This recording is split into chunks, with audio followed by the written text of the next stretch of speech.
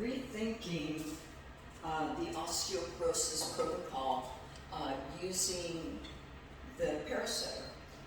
We used a foam roller. I do believe it was in the late 90s. I think that's when it was. But so using the Parasetter, I've got a light load here. I'm going to bring myself forward on the Parasetter and lay myself down on the reformer. I'm going to start with some footwork. I've got it loaded, so I would say loaded with 3 springs. Right now I have it at 2, so that when I go into jumping, I don't have to sit up and change the spring tension. So you could be going with your full foot on the plate. You could go up in a high half toe, same thing. So we could be doing some footwork here. Now, what is the Parasetter doing? It's aligning my spine. It is opening my chest. It is making me aware of my pelvis. If I take a single leg in the air and I do a single leg press, same thing. Doesn't matter if it's on dummy point or if it's on a full foot. It doesn't matter if it's turned out. You'll be working different muscles, of course, but playing with what you would normally be doing in footwork. If I bring my hands up, I've got that other element of I have to balance here. And I've got to find both sides of my spine and keep everything where it's supposed to be. Those of us who have curvature in our spine, this is a great one for those with scoliosis because it really magnifies your rotation. If I do a transference of weight, all right, so I could add a little bit of a cardio thing happening here. But really what I'm thinking about when I'm doing this is I feel the opening through my chest. I also feel, okay, I've got to stabilize with those oblique muscles on this surface. Now, if I float my hands, I've got lots of possibilities.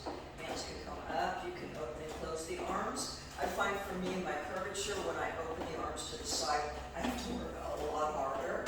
So just adding a little hop.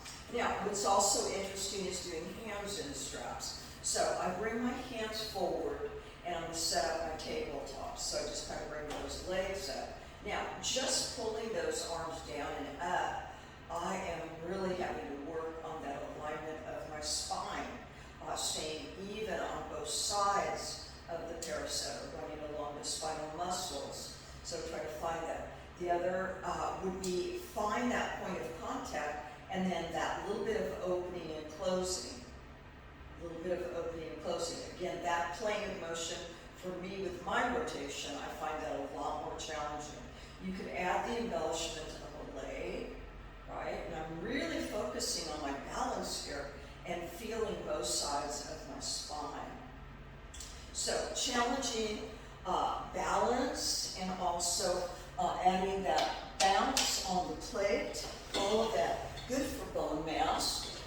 Was a protocol that we had through Physical Mind. We have the new one that's called Bone Up. But I just thought, I'm going to go old school and do some of the exercises we did in that programming.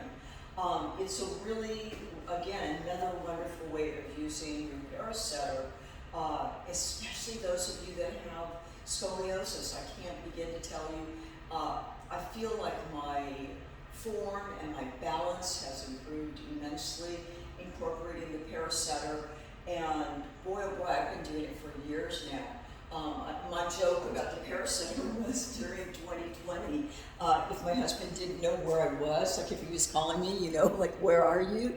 And I'd say, I'm in my studio on the Parasetter. So just another little use of the Parasetter. Hope you liked it.